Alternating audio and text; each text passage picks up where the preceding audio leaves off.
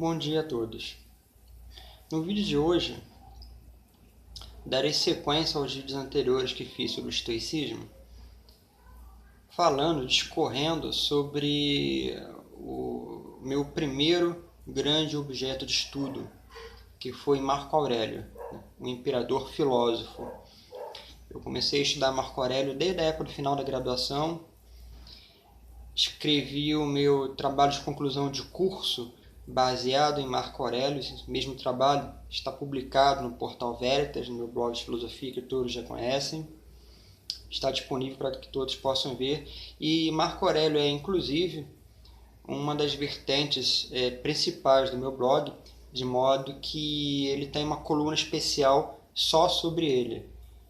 Várias coisas escritas sobre ele, alguns trabalhos escritos sobre ele, considerando que, por ser um filósofo menor, e talvez não só apenas por isso, ele é pouco estudado no Brasil.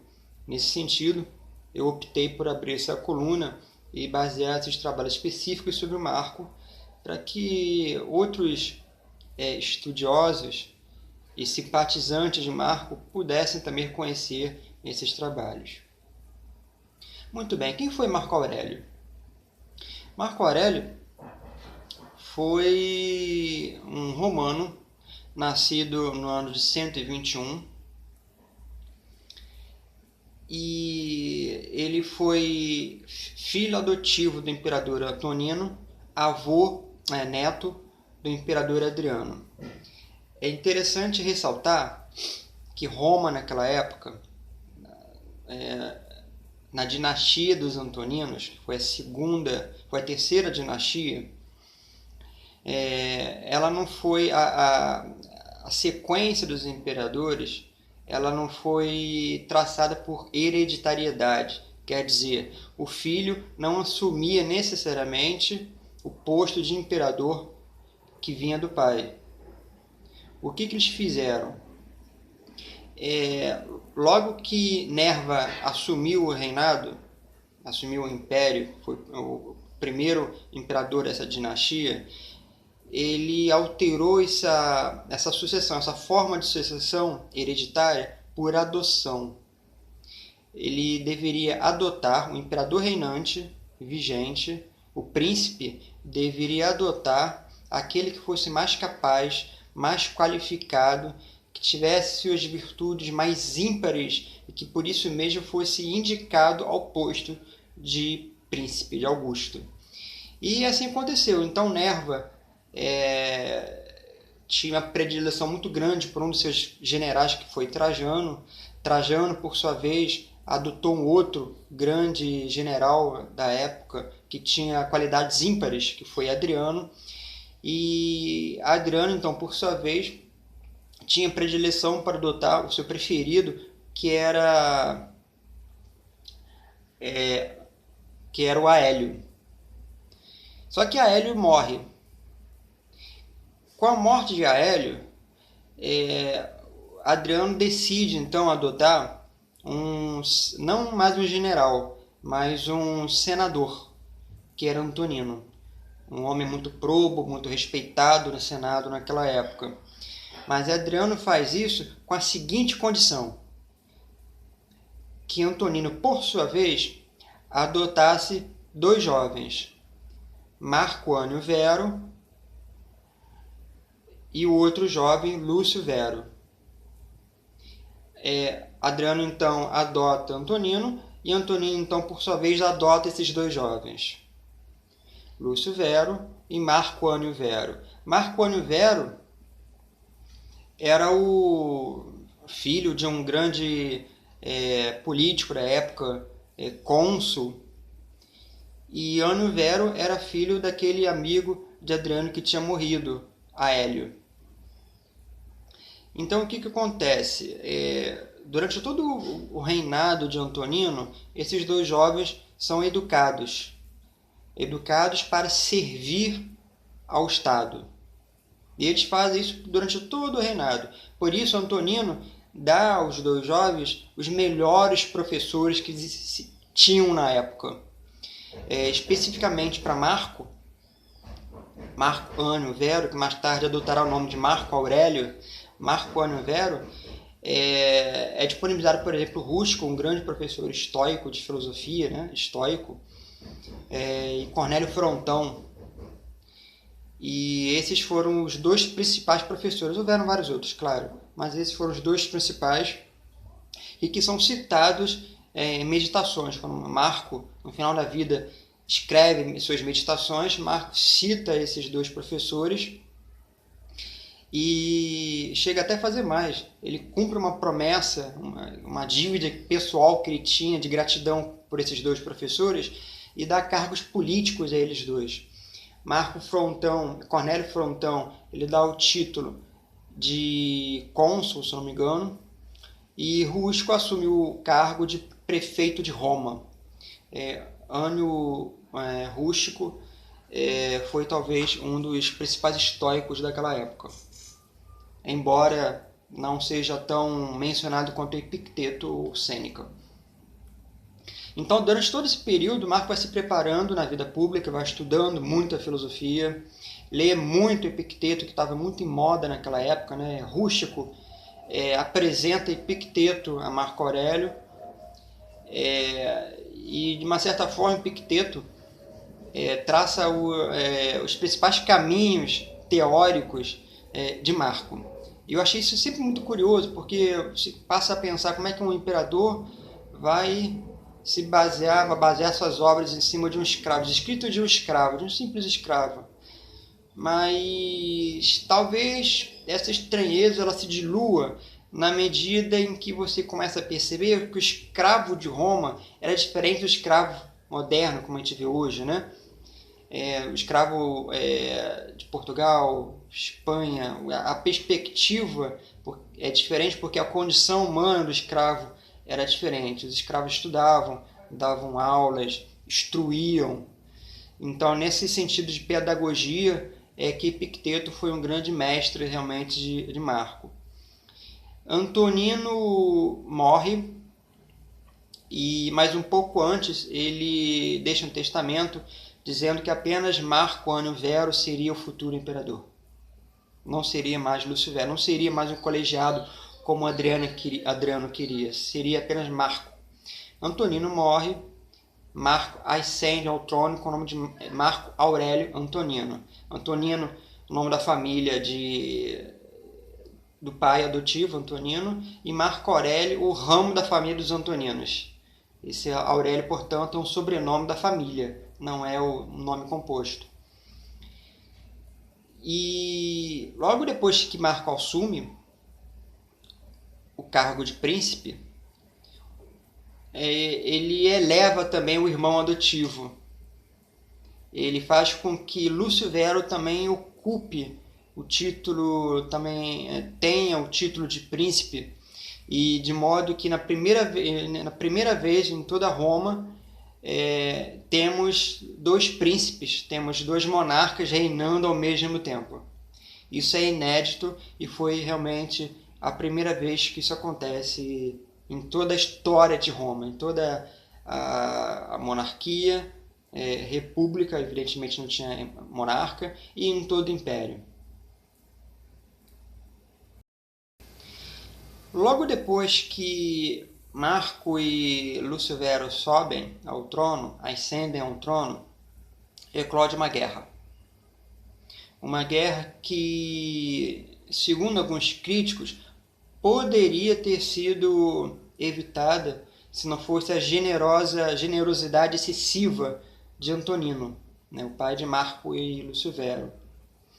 Porque os partos começam a invadir os limites territoriais de Roma. Alguns críticos, alguns historiadores diriam que algumas incursões expedicionárias teriam sido necessárias naquela época para repelir os partos além das fronteiras. Mas Antonino sempre foi, desde o início, um pacifista, assim como Adriano. E talvez isso tenha precipitado a invasão dos partos. Os partos então invadem e começa então um período crítico para Marco e Lúcio Vero. O que acontece? É decidido entre os dois que Marco ficaria em Roma como chefe de governo. Ele governaria todo o território, enquanto Lúcio Vero iria para fora de Roma, iria para os limites territoriais de Roma guerrear. Ele seria, portanto, um chefe de Estado. Teríamos então um chefe de governo Marco, chefe de Estado Lúcio Vero. Durante boa parte da guerra, ela é feita com Lúcio Vero que comanda como general essa guerra, e surgem os boatos, os primeiros boatos então surgem porque, vamos dizer, talvez, quem sabe, inimigos políticos, que Lúcio Vero começava a frequentar lugares que não eram próprios com a estatura de um príncipe, por exemplo, se metia em festas e coisas afins, coisas que realmente não eram muito propícias, pelo menos naquele momento, para a envergadura moral de um príncipe.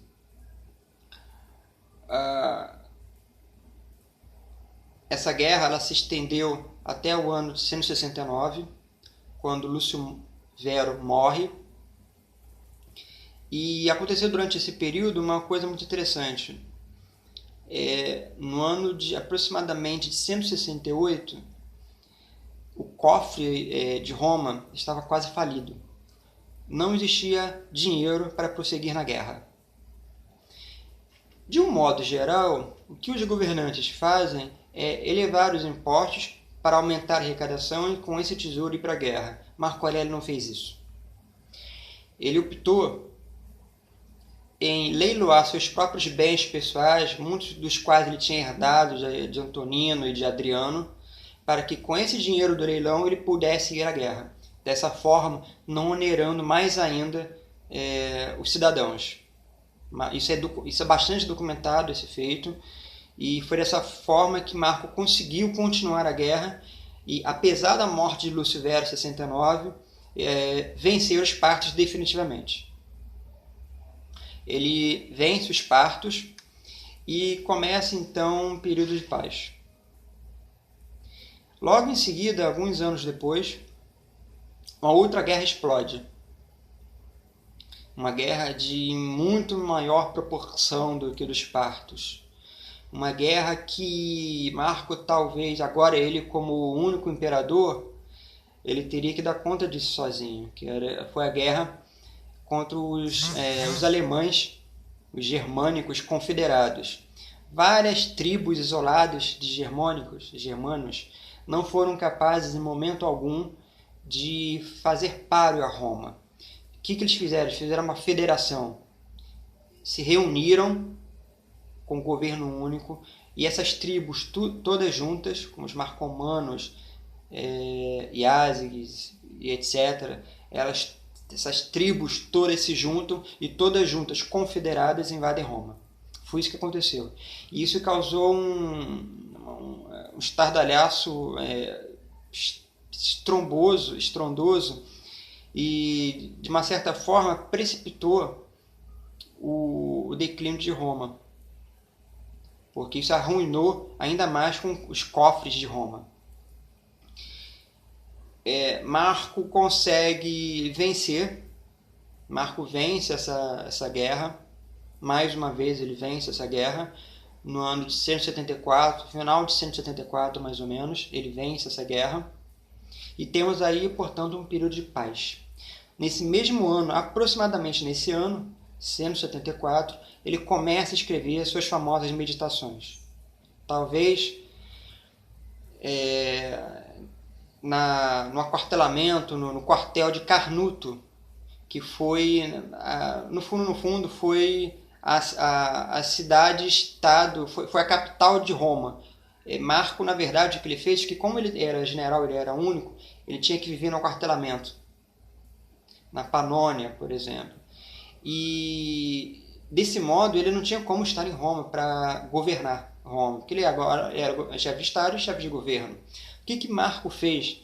ele levou a sede do Estado de Roma para Carnuto. Carnuto foi, durante o reinado de Marco, o centro do poder de Roma. As ruínas desse quartel existem até hoje, em Carnuto, que fica na divisa no Vesúvio, na atual Hungria. Fica na Hungria, essa cidade, ruínas desse aquartelamento. Nesse mesmo período, logo depois que é feita a paz, Marco enfrenta uma revolta de um general, Vídio Cássio, uma revolta que dura alguns poucos meses. Segundo alguns historiadores, da época, inclusive, que Marco estava vivo, um pouco depois talvez, vamos dizer que existia aí uma interferência da imperatriz Faustina Menor, no sentido de fazer com que a Vídio Cássio esposasse ela e ele subisse ao trono. Era uma usurpação, portanto. Mais uma vez, não sabemos se isso é verdade ou não. Fica aí como uma nova linha de pesquisa para saber se Faustina tinha ou não alguma interferência nisso. O que acontece é que Vídio, alguns meses depois, é morto. Os próprios legionários matam porque eles não queriam Vídio, eles queriam Marco Aurélio como príncipe. E algum tempo depois, no ano de 177, mais ou menos, ocorre a Segunda Guerra dos Germanos. Os germanos, Marco tinha feito a paz em 74, em 77 eles retornam. Começa então a Segunda Guerra Germana, onde os mesmos confederados lutam contra o Império Romano. Marco Aurélio, dessa vez, ele não vai atuar sozinho. Ele tem a ideia do colegiado novamente. Então ele faz com que o seu filho, Cômodo, Lúcio Cômodo, seja imperador no ano 177. Os dois imperadores juntos vão combater então os marcomanos e as outras tribos germanas. É sempre curioso notar que Marco, na verdade, Cômodo não foi o filho preferido para adotar. Ele tinha um outro filho que ele queria educar para ser o imperador, mas ele acaba morrendo criança ainda. De modo que em 177, naquela situação de emergência, ele acaba então adotando, ele muda o sistema de sucessão, acaba com a adoção e faz com que retorne para a hereditariedade. E faz com que, então, dessa forma, Cômodo seja co-imperador, co-príncipe. E os dois vão para a guerra. E no finalzinho da guerra, em 180, Marco Aurélio morre e finalmente Cômodo faz a paz com os germanos. Termina assim a historiografia de Marco. Vamos começar agora, portanto, a falar um pouco sobre os pensamentos dele contidos em Meditações. Falando agora um pouco sobre a filosofia e o pensamento de Marco Aurélio, eu parafraseio um parágrafo de um livro que diz assim: os historiadores Herodiano, Dion Cássio e História Augusta confirmam que Marco Aurélio governou segundo suas convicções filosóficas. Eles ressaltam a sua clemência para com os inimigos, sua preocupação pela justiça e pelo bem comum, sua liberalidade aliada à modéstia pessoal. Como César, ele nada fez que contrariasse o seu caráter e as exigências da filosofia. Com a morte desse César muito amado, findou a Idade de Ouro de Roma. Esse é um parágrafo de um artigo escrito por Joaquim Dalphin no livro Filósofos da Antiguidade II, do Helenismo à Antiguidade Tardia, da editora Unicinos. Quem tiver curiosidade, é um livro muito interessante que fala sobre vários filósofos, entre os quais Marco Aurélio. Marco Aurélio é falado sempre como um filósofo prático. Ele não foi um filósofo, na verdade, prático como todos da antiguidade, especialmente de Roma. Prático no sentido de que ele não foi alguém que escreveu coisas e deixou essas coisas presas em papiros, em arquivos. Não, muito pelo contrário, ele vivenciou tudo aquilo. E as suas meditações, que foram uma espécie de diário que ele começou a escrever em 174, aparentemente na cidade de Carnuto, na Hungria, a atual Hungria. Ele deixa isso muito explícito. Ele, no final da guerra dos marcomanos, ele começa então a escrever meditações. Provavelmente ele escrevia isso no final da noite, o frio batendo, o Vesúvio logo adiante, e suas reflexões tomavam vida naquilo que ele escrevia. E essas reflexões ele escreveu tudo em grego, né? Um romano escrevendo em grego, vejam só. Ele deu o nome de Taiosaton, para mim mesmo, porque eram reflexões para ele mesmo, e ele escreveu sobre vários assuntos. De um modo geral, nós vemos alguns críticos de história da filosofia alertarem que o terceiro período do estoicismo, o estoicismo imperial, foi meramente aconselhativo. Eu discordo profundamente dessa opinião. É claro que um Sêneca, por exemplo, ele vai ter um teor bastante aconselhativo. Mas se você esmiuçar, você encontra até teorias próprias deles que não eram encontradas em Crisipo ou em Zenão, por exemplo. Isso acontece com Marco Aurélio. É só esmiuçar que você consegue encontrar. O que acontece é que não são autores sistemáticos. Nesse sentido, sim, eu sou obrigado a concordar. Eles não sistematizaram o seu pensamento como fez Crisipo. Até porque o período dele, como eu disse, era mais prático. Eles não tinham essa intenção, esse objetivo de sistematizar o pensamento todo. E Marco, então, no quartel, provavelmente nos momentos de folga, em suas reflexões existenciais, ele começa então a divagar sobre vários assuntos. Sobre epistemologia, ética, política. Ele fala sobre tudo isso em Meditações. Ele fala bastante sobre política em Meditações. Só que não é uma política como nós modernos estamos acostumados a entender. É uma política aos moldes do estoicismo. Como é que o estoicismo entendia a polis? Como é que o estoicismo entendia a politeia, a república? É nesse sentido que Marco vai falar sobre política. E é nesse sentido que Marco vai falar também sobre ética, vai falar sobre psicologia, vai falar sobre alguns outros temas aí. Outros críticos, vão falar que Marco Aurélio foi o precursor do neoplatonismo. Eu discordo dessa opinião. Precursor do neoplatonismo pelo seguinte: Marco, em vários momentos, ele fala que tudo se dissolve em tudo e volta para o todo. As coisas todas estão em devir, e nesse devir, nessa transformação constante, todas as coisas voltam para onde vieram. Isso é neoplatonismo, né? Próclo, Boécio, eles vão devagar sobre isso. Só que a minha discordância de associar Marco ao neoplatonismo é porque Marco, assim como os estoicos, eles vão elaborar a teoria do eterno retorno, que Nietzsche vai falar muitos e muitos e muitos séculos depois. As coisas todas voltam para o todo, mas para logo em seguida retornar ao ponto de início, né? É diferente a cronologia, ela é diferente do tempo cristão, que existe um início, um meio e o fim. Ele é bem teleológico.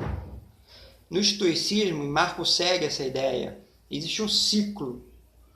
Todas as coisas se dissolvem para que possam renascer e serem renovadas.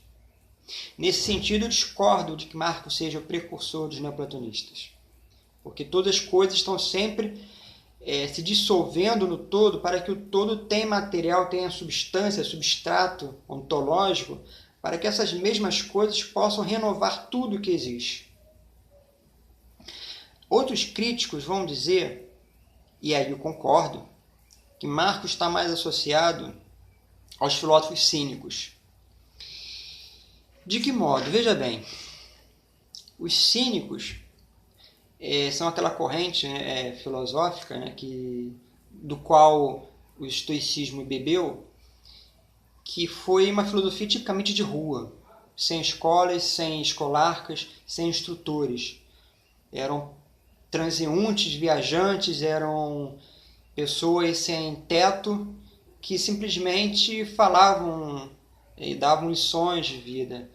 Talvez seja um pouco parecido com os pregadores da Idade Média ou os pregadores dos tempos atuais, do Largo da Carioca, por exemplo, que aparecem lá pregando coisas. Só que é um pouquinho diferente no sentido de que esses moralistas, os cínicos da época, eles eram cínicos mesmo, eram de rua mesmo. Os pregadores da Idade Média, alguns como os franciscanos e dominicanos, se aproximavam muito desses cínicos, no sentido de que eles não tinham onde descansar, não tinham teto, eram maltrapilhos, vagabundos, e era completamente diferente da idade atual, que tem família constituída e aí vai. Mas eu acho que Marcos se aproxima muito aos cínicos porque essa escola, ela, a partir de Diógenes, ela se dispersou entre as camadas populares. Então você tinha estoicismo e epicurismo entre a elite intelectual do país, né, de Roma, os senadores, questores, teóricos de toda sorte. E entre os populares nós tínhamos o cristianismo, que não precisa de instrução, e tínhamos também o cinismo, que também, a grosso modo, também não precisa de muita instrução sistemática. Completamente diferente do estoicismo e do epicurismo. E esse cinismo, ele se embrenhou com o tempo em todas as camadas sociais.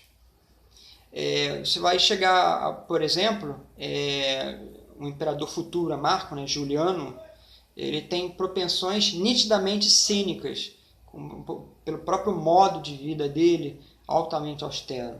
E Marco, ele deixa algumas entrelinhas em suas meditações, no sentido de fazer com que a imagem dele seja associada ao cinismo. Quando ele fala que o corpo cheira a bode, são expressões tipicamente cínicas. O cinismo é uma escola tipicamente grosseira. E você só pode entender a filosofia grosseira a partir da perspectiva cínica. Marco usa essas expressões algumas vezes, motivo pelo qual acredito eu que ele seja muito mais cínico do que neoplatônico. Cinismo à parte, Marco fala sobre vários assuntos. Eu acho que o principal que a gente pode abordar é sobre o devir. O devir é um assunto, é a mudança, a transformação, é alguma coisa que permeia o pensamento aureliano do início ao fim. E faz com que ele tenha várias reflexões em cima disso. Faz com que ele, às vezes, seja melancólico, às vezes seja até um pouco esperançoso. Melancólico porque você começa a pensar assim, poxa, eu vou morrer. E Marco é um autor que fala muito sobre a morte, muito sobre a morte, especialmente sobre a sua própria morte. Ele, o imperador, reflete sobre como é que vai ser o último suspiro dele. Ele fala isso do início ao fim das suas reflexões e meditações. E ele não fala apenas que eu vou morrer. Ele não entende apenas a própria morte como uma transformação, como um devir, mas a dissolução de tudo que existe. A mesa, esse vídeo que eu estou gravando agora, que se perderá um dia, as pessoas ao meu redor, os carros lá fora, tudo isso se dissolverá, se perderá com o tempo. Assim como meios de transporte, relações políticas, sociais, já se dissolveram um dia e deram entrada para outro tipo de relações. Marco é muito parecido com aquilo que o budismo vai dizer atualmente, na verdade, há muitos séculos já. Marco é muito parecido com o Dalai Lama. Tudo se transforma e você não tem como escapar disso. Então, o que você tem que fazer enquanto filósofo é se conscientizar de que você, a qualquer momento, pode não estar mais aqui. E o que você pode fazer, considerando que você pode não estar mais aqui a qualquer momento? Ser um homem digno. Todo pensamento aureliano, ele vai falar sobre a transformação e em muitos momentos ele vai convergir essa melancolia para um sentimento de dignidade própria, para um sentimento de que, já que tudo é caótico, o que posso eu fazer então para tornar a vida das pessoas melhor? Ele se questiona, por exemplo, ele fez a guerra contra os marcomanos, por exemplo, né? Em uma passagem, Meditações, ele se questiona sobre isso. Será que... foi mais ou menos assim, né, que ele escreve. Eu não me lembro exatamente, mas tem que procurar em Meditações. É mais ou menos isso que ele escreve. Será que eu fiz bem em matar tantas pessoas? Porque, no fundo, tudo vai acabar com morte. Tudo é transformação. E esse sentimento esperançoso de Marco, no sentido de fazer com que você possa fazer o melhor de si, esse é um pensamento que permeia toda a existência de Marco. E é nesse sentido que aqueles historiadores, no final do vídeo, eles vão falar muito que Marco foi um imperador ímpar, porque ele realmente vivenciou aquilo que ele pensava. Ele levou isso às últimas instâncias. Marco vai falar muito sobre psicologia. Marco vai falar muito sobre epistemologia. Epistemologia, por exemplo, é uma coisa muito interessante porque ele vai trazer algo do pensamento do seu mestre intelectual Epicteto. Tudo é opinião. Se tudo é opinião, então a felicidade e o sofrimento também são opiniões. Ora, se eu estou infeliz hoje, o que eu posso fazer? Mudar a minha opinião. Porque a causa da minha felicidade hoje não decorre das coisas que acontecem, decorre da opinião que eu faço sobre as coisas. Então, se eu mudo a minha opinião, automaticamente eu deixo de ser infeliz e alcanço a felicidade. Esse é um pensamento que Marco discorre algumas vezes, muito, muito interessante. Marco fala sobre o eterno retorno, como eu já falei anteriormente. Tudo volta... todas as coisas brotam do todo para que logo em seguida retornem ao todo. É algo que Nietzsche vai falar mais tarde também. Marco vai falar também sobre uma divisão bem interessante de antropologia, que não é, por exemplo, isso que eu falei anteriormente. Ele inovou nesse sentido porque não é uma antropologia estoica. O estoicismo vai falar sobre o hegemoníaco, por exemplo, que é a parte mais nobre do homem, o fragmento da alma que é capaz de fazer os julgamentos, que é a parte mais nobre do homem. Marco fala sobre o hegemoníaco várias vezes. Mas Marco também faz uma outra divisão antropológica, porque ele vai dizer que o homem é constituído por corpo, alma e espírito. Essa divisão não é estoica, é aureliana. É por isso que eu volto a dizer que Marco, na verdade, ele não foi um simples comentador, um simples aconselhador. Ele tem inovações. Basta você realmente procurar nas minúcias. Marco é um autor de um livro só. Ele começa a escrever em 174. Não se sabe quando que ele terminou de escrever, se é que ele terminou de escrever, porque esses livros, esse livro, Meditações, ele foi perdido e foi encontrado muitos séculos depois. E a partir daí, então, é que ele foi publicado, muitos séculos depois de sua morte. Então, não se sabe, por exemplo, o que é do próprio Marco nesses escritos, não se sabe o que é corruptela, ou o que não é nos textos, quer dizer, o que foi corrompido da ideia original, se de repente foi acrescentado por alguém algumas ideias que não foram do Marco. Isso não se sabe dizer. Não se tem como dizer, por exemplo, precisar com exatidão a algumas pessoas que ele cita em Meditações. Marco cita muitas e muitas e muitas pessoas em Meditações. Muitas se sabe quem são, né? Marco vai falar sobre a esposa, fala sobre o pai, fala sobre o irmão, fala sobre boa parte de seus professores, mas existem citações que não se sabe quem são.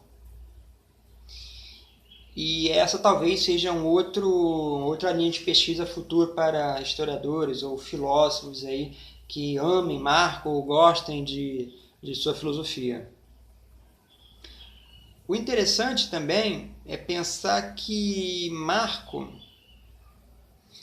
ele teve outros escritos. Ele teve vários escritos com um professor dele, que é Cornélio Frontão, que ele cita em Meditações. Cornélio Frontão foi um dos seus professores de retórica, se eu não me engano. Um dos seus professores de retórica, e ele traça, até antes mesmo de assumir o principado, várias cartas com ele. Algumas décadas atrás, foram descobertos alguns escritos arqueológicos de cartas, supostas cartas dessas cartas que ele traçava com o Frontão, cartas essas que levam a suspeitar da suposta homossexualidade de Marco Aurélio. Marco Aurélio, claro, ele foi traído por Faustina, mas diferentemente de outros imperadores que, quando acontecia, mandavam matar a esposa, Marco defendeu a Faustina até o fim. Marco não queria isso. Mas apesar disso, existia indício de sua homossexualidade.